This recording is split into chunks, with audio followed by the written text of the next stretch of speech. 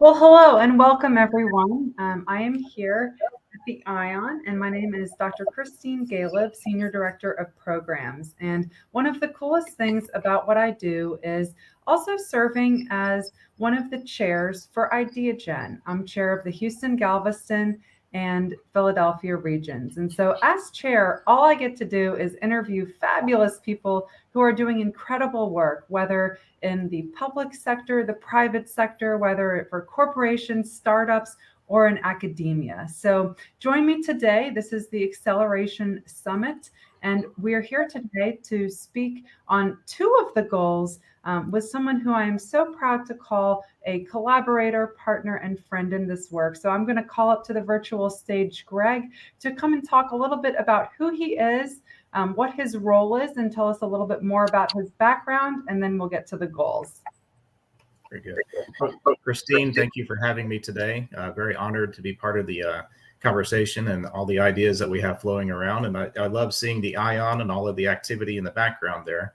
I'm actually working from home today rather than being on campus at Houston Baptist. As Christine mentioned, I'm Dr. Greggory Keiffer. I'm Executive Associate Dean for the Archie W. Dunham College of Business at Houston Baptist University. We'll go into more details about why we have that title today, about our business model and everything else. But in a nutshell, I'm responsible for all of the academic operations within the college for the Archie W. Dunham College of Business. I love that. And thank you so much for being here, Greg, as we get into goals, really spotlighting 4 and 8. So ensuring inclusive and equitable quality education and promoting lifelong learning opportunities for all. That's goal 4. And then goal 8, promoting sustained, inclusive, and sustainable economic growth, full and productive employment, and decent work for all. So with those goals as our foundation for today's quick conversation, only about 25 minutes or 20 minutes or so, let's get into a little bit about what those goals are. How does your work relate to those goals? Maybe define them first from where you sit. I would be happy to. And I think probably the best place to start is to describe the nature of Houston Baptist University, because it provides some context about how we look at those two goals and how we address those from a sustainable standpoint. Primarily, Houston Baptist University is a nonprofit Christian university in Houston, Texas, which is a city in the U.S., of course. What makes us different is that we have a very, very diverse population on campus. Demographically, we mirror the demographics of Houston, which by itself is a very international and a very diverse city, definitely a melting pot and a representative of what the U.S. Holds true for values.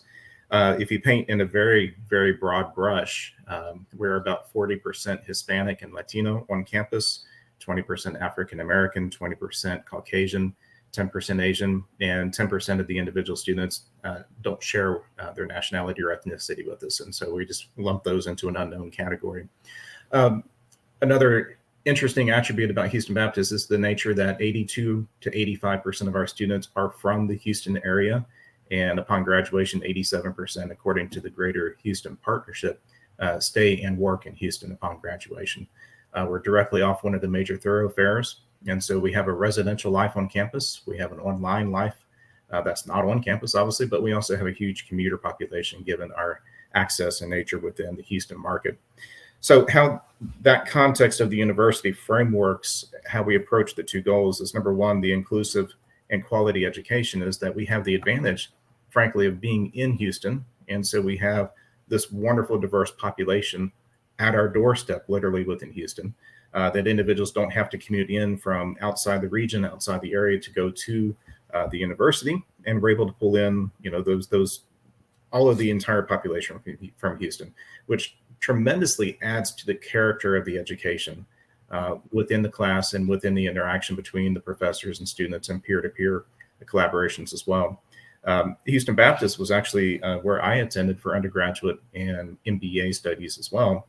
And even though that was 25 plus years ago, it holds true that while I grew up in the southwest side of Houston, further out into the suburbs in the Richmond and Rosenberg area, and thought I had a fairly diverse population of people I went to high school with. By the time I was at HBU, the people didn't look any different, but the ideas and the concepts and the approach and perspectives was completely different. It's much more international experience, a much more broad spectrum of thought comparatively to being in the small suburbs, very much an international flair, larger picture, larger activity, bigger thoughts and bigger processes coming in.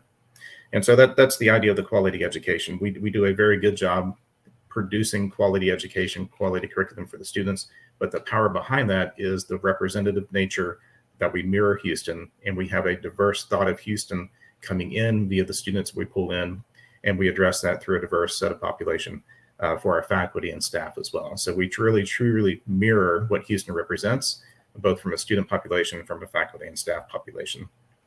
When we think about the other goal about equitable work and equitable growth opportunities and sustainable areas, we look at Houston, and traditionally, I don't know the audience that it will be listening, and it probably depends on the audience individual member about what your perception about what Houston is.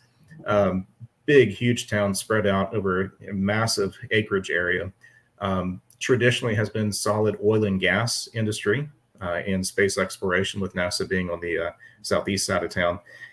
But Houston is a much larger economic powerhouse comparatively to just those two industries. We have the massive Texas Medical Center within the Houston proximity as well, and a lot of the newer development and newer industries coming in. And frankly, the energy transition is going to happen from the traditional coal, natural gas, and petrochemicals into sustainable energy. It's going to happen in Houston because that's where the oil and gas industry grew up. That's where we have the technology and the professional knowledge within Houston. So how can Houston drive that energy transformation is going to be critical to the entire world. I love that. And I think you painted such an incredible picture, not only of HBU, but also of Houston for those of us watching, maybe globally or not necessarily in the Houston Galveston region. It's this place, it's the first most diverse city in America. It's been called a prophetic city, where Houston currently is what the rest of the US will be in 40 or so years. And HBU is kind of at the forefront of that, with a student population that mirrors the population of Houston. So you're definitely correct. And if you trust the projections by the Greater Houston Partnership, and we know there's there's only so much you can trust with projections that go out 30 years. But the trend is already our friend from the perspective that Houston is about 7.5 million individuals within the greater Metroplex area. And the Greater Houston Partnership is projecting that that will grow up to 22.5 to 23 million individuals by 2050. And so the concept of what Houston looks like today is going to accelerate and expand. And I think, frankly, from an infrastructure standpoint alone, we're going to have to do things differently, which harkens directly into the sustainability concept that we have to do it properly. We more or less have to build up and smart rather than out and flat like we've traditionally done, which presents wonderful opportunities from a real estate perspective, but also from an innovation perspective about how public transportation is handled within Houston, how commuter transportation is handled, and frankly, how work is accomplished. Something as large as what Houston is geographically, it's an inconsistent thought to think about a Houston with 23 million individuals living 20 miles from downtown. The idea to commute downtown is probably infeasible during that time, just from a traffic standpoint. And so how do we create a Houston that actually addresses the reality of the logistics of getting to and from different pockets of the town? And so in Houston Baptist University is positioned again directly on that major thoroughfare. And how do we change the campus going forward to address how Houston changes and how people live and work? And frankly, education is going the same idea of work, which is the idea that you frankly no longer have to go to work to be effective at work. And so that idea has to pepper into the educational standpoint. And that idea that you no longer have to physically be on a campus 100% of the time to be effective in your educational journey, but we have to address the socioeconomic needs that not everybody has the same access to that quality education, either physically or remotely. So lots of ideas to pepper into the concept of how do we handle the growth of Houston, how do we handle the diversity of Houston, and how does our educational aspect need to change along with that population and the job market that's changing. I love what you're saying here, because in comparing goals and talking about goals 4 and 8, you're really taking us to task on saying, how does education support economic growth? And how do we stop thinking about those two as two separate things? Mhm. But how do we start streaming them together, where we do have that lens of inclusion, we do have that lens of equity, where it's not just, okay, let's flip on the dime and everyone's working remotely and this is all great, because what about populations that have not had access to that digital or physical infrastructure to support that?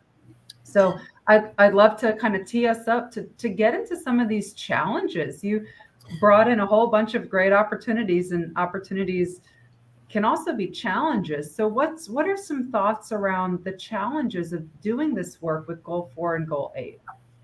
Well, as we go through the conversation, I'm already getting new ideas comparatively to the notes that I had taken. So that Christine, that's generally where you and I land as the conversation grows over the course of the conversation.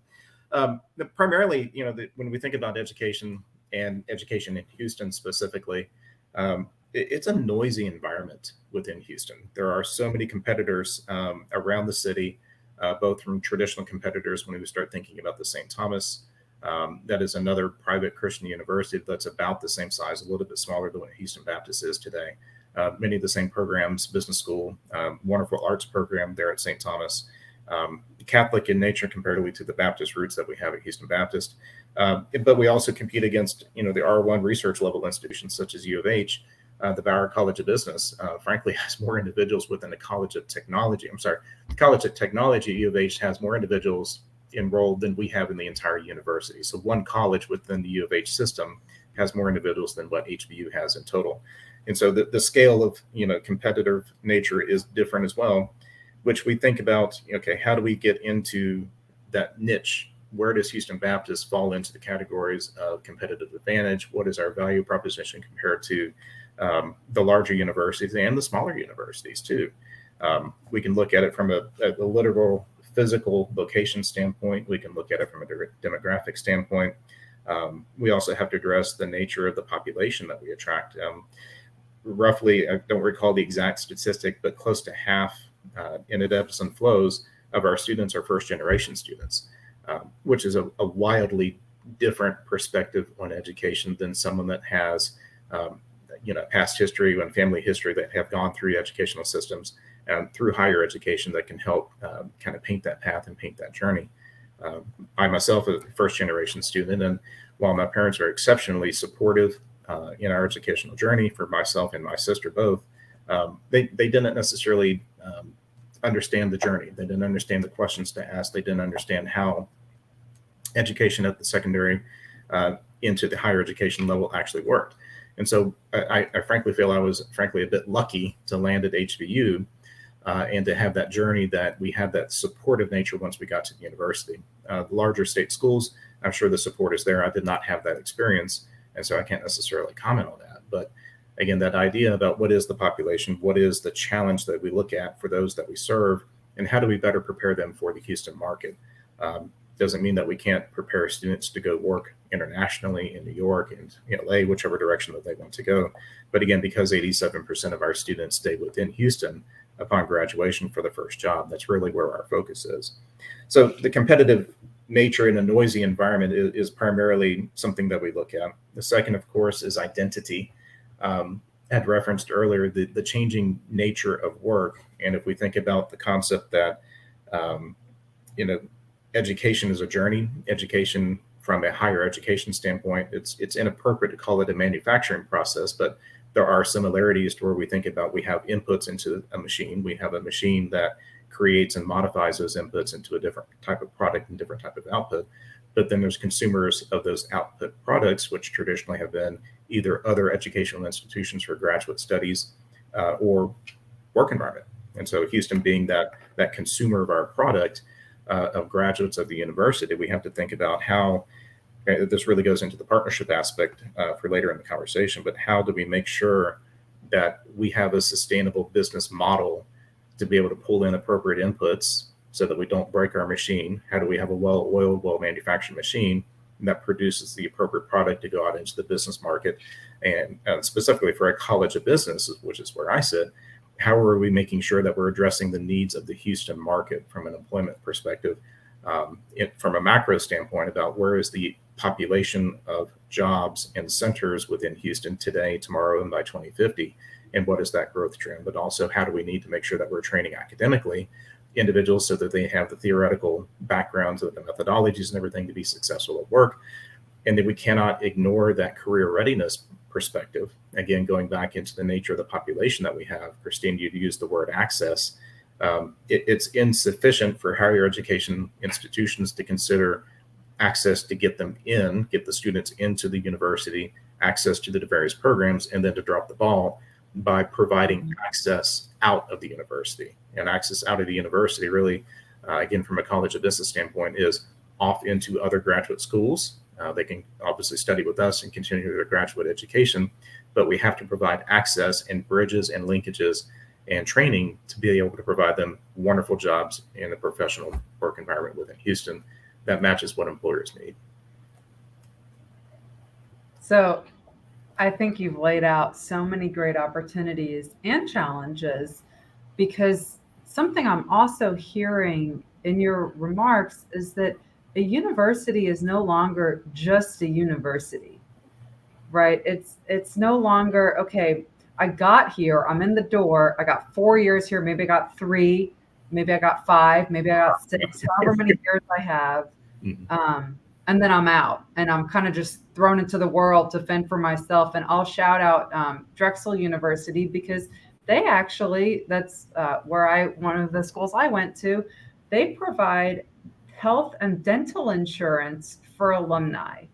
And I'm sure maybe other colleges do. I'm familiar with Drexel because I get that email from the Alumni Society. They say, hey, do you need health insurance? And I said, well, isn't that great, right? If someone is an entrepreneur or maybe doesn't have access to health insurance through their employer, now the university has extended into meeting a basic need for a human living in 2022 and bridging that gap. So I think what you're laying out here, Greg, is maybe a roadmap for other universities, which HBU has clearly already put some thought into, a roadmap for how the university can truly serve the individual from before that individual enters, the 4 walls of the classroom, and then long after that individual has left the campus, so to speak. So I know we also want to talk about partnerships, because a university can't do this alone, right? I think if you want to go fast, you go alone. If you want to go far, you go together.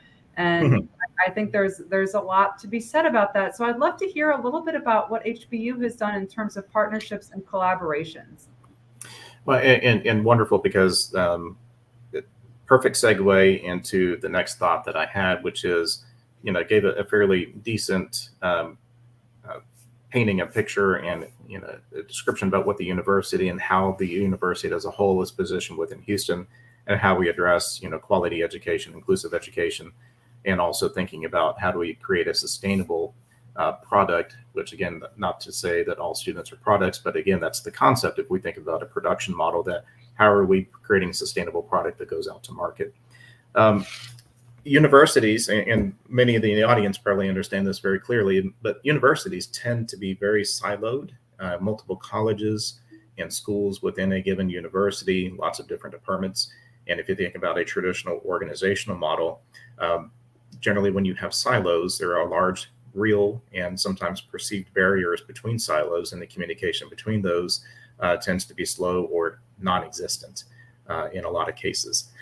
We recognize that at the Houston Baptist University, and specifically within the college, we had a specific leadership change within the college to where our dean moved on to a different university to serve. And so we were faced with the position of looking to hire a new dean to come in to lead the College of Business. Going through that process, we found several individuals that were exceptionally qualified as academic deans, but the university overall rejected those individuals through the application and also through the interview process because they didn't necessarily fit everything the university needed. They fit what the college had traditionally defined was the need for an academic dean, but they didn't fit the need for what the university was. And we're thinking a larger perspective. How do we get into Houston? How do we create partnerships and collaborations within Houston? Again, thinking that traditional university model siloed individual colleges and schools within that university that necessarily did not have that outward focus, that outward partnership into the community. So recognizing that the university was rejecting, and without explicitly saying so, was rejecting our candidates that we were bringing to the executive council, we scaled back and said, okay, what does the actual university need, and how can the College of Business be different so that we address what the university needs, which then goes into what the actual Houston market needs. So the split that we decided to do was we put our business model on its head, and we split the role of the traditional academic dean into two components. The first of which, if you think of how a restaurant operates, to where you walk in the door, you see the dining room, there's generally somebody that greets you there, the receptionist or the maitre d', that says, welcome to the restaurant. The tablecloths are all pressed and white and clean and perfect and everything. And there's a good visual and service experience to where you were able to sit down and enjoy the meal in a nice, quiet environment, or a sports bar, if that's the environment that you're going for, or whatever the case is. But you're going through and you see the front of the house from a restaurant. What you traditionally don't see is the back of the house, where all the food is getting slung around, the freezer doors are opening and slamming, the fryers are going and everything else, and the food's flying around. And the chefs and the cooks are yelling at each other to get the orders out in the correct time and everything. So much different environment comparatively to the front of the house that's calmer, more catered towards the actual individual. So that's what we did. We have a front of the house, and we have a back of the house within our college now. I serve in the back of the house as the academic leadership, and we hired a gentleman that is a non-academic dean for the front of the house. And so he is the academic dean. He's the non-academic dean for the college, and he carries the secondary title of director of partnerships, in a specific role to work across the entire university, across all of the colleges and schools, and externally as the outreach arm going into the public and community, into the foundations and all of the other areas, to develop those partnerships and collaborations into the city. It took finding a highly specific and specialized individual and the right person. So these roles, given that it's a non-traditional role that I have, a non-traditional role that Dean Romy has, very specific people that we had to find to be able to fulfill those roles. But that's the idea, Christine, is that we had to basically break and recognize that our business model was not accurate for what Houston needed. And so therefore we changed our business model. We are the only college within Houston Baptist that actually is using the external internal perspective of the dean split role. And going forward and being very specific and very strategic in creating collaboration and partnerships across the city that go back directly to your point about the university is no longer just a university. We really are an extension of the community, where we're addressing quality education and we're addressing economic growth and work opportunities. And we do that through the partnerships and collaborations that we're creating today. I love it. And I'm so inspired just listening to that. We probably should bring you back maybe in a year or so and say, how did this work out, this split dean model? Because it truly is innovative. And I think to be relevant, to be competitive in the market, and to be even more, to be serving the individuals that you say you're serving, you've got to be innovative. And so maybe this is the call for all of higher education to reevaluate what their traditional models are.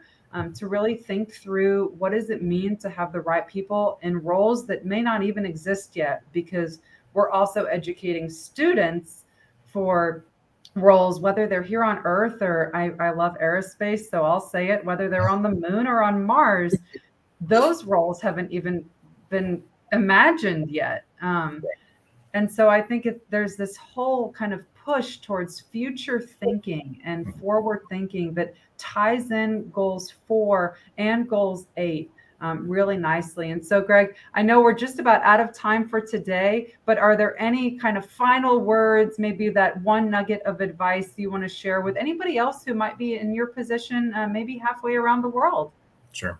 I would think three final comments. I would love for HBU to be the first university to graduate the first graduate student or undergraduate off the moon. That would be kind of cool. So if we could plant the flag there, that would be neat. Words of advice and nuggets is primarily when you go and seek partnerships, in collaborations, it really does need to be a transparent conversation on both sides. Lots of truth, lots of straight up information exchange, perhaps some things that you normally would not share without an NDA, whether you need that or not. But again, there has to be an alignment with partners and with the collaborations you're doing. It has to be a win-win situation. In our case, we generally think it's a win-win-win situation, win for the partner, win for HBU overall, but also a win for our students. And so being transparent in conversations and real in the conversations, because you do not want to enter into a partnership that actually is a win-loss or a loss-loss situation and negatively impacting your business and or your consumers and or in our case, our students. That's the last thing that we want to do. And the last little chunk of nugget is simply that the partnerships take time to develop. If you're really doing it properly, it can be a drag on the operations of the business. And therefore, you do need to allocate individuals and or portions of individuals that are dedicated towards developing those partnerships. It's a difficult thing to do from a financial perspective because everybody generally is looking for the bottom line results. But the partnerships and collaborations do drive down to the bottom line if you give them time to develop and you're not trying to rush those through. We've seen in the past, especially more on the corporate side when I used to work years ago, that everything was a quick action. We wanted partnerships, we wanted to close deals as quickly as we could. And we were more concerned about the short-term results and profit margins and stock price comparatively to making sure that we had a sustainable long-term model, which is what we're trying to do today with this different business model within a university and taking our time to develop those partnerships properly across the city so that we get into that win-win-win situation. I have nothing to add to that. So we will end on that note. Greg, that was so well stated, those 3 nuggets. I hope whether you're listening, maybe in Houston, maybe in Texas, somewhere else in the United States, Philadelphia region, maybe this will be played on the moon at some point. I like the hat. We hope that if you're listening, you have learned just as much and maybe even more than I have. And I've learned a lot during our time together. So Greg, thank you so much for your wisdom and your insights. And we'll catch you all next time. Take care, everyone. Thank you.